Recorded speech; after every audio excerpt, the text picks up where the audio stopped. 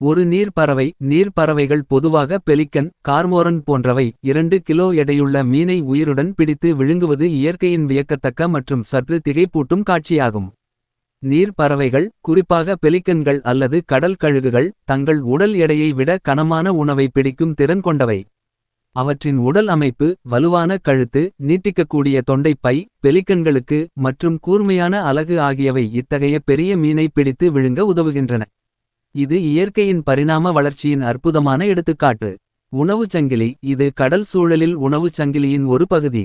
நீர்ப்பறவைகள் முதன்மை வேட்டையாடிகளாக பிரெடடர்ஸ் இருப்பதால் மீன்களின் எண்ணிக்கையை கட்டுப்படுத்தி சுற்றுச்சூழல் சமநிலையை பராமரிக்கின்றன.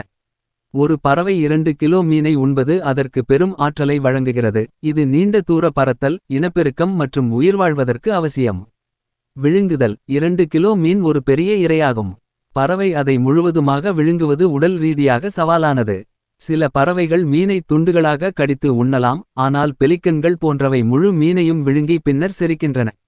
பெரிய மீனை விழுங்கும்போது மீன் உயிருடன் இருந்தால் அது திமிரி பறவையின் தொண்டையில் சிக்கலாம் அல்லது காயப்படுத்தலாம்.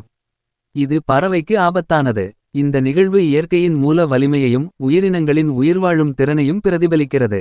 இது ஒரு புறத்தில் வியப்பூட்டுகிறது, மறுபுறம் இயற்கையின் கடுமையான யதார்த்தத்தை நினைவூட்டுகிறது. உயிர்வாழ ஒரு உயிரினம் மற்றொரு உயிரினத்தை உண்ண வேண்டும்.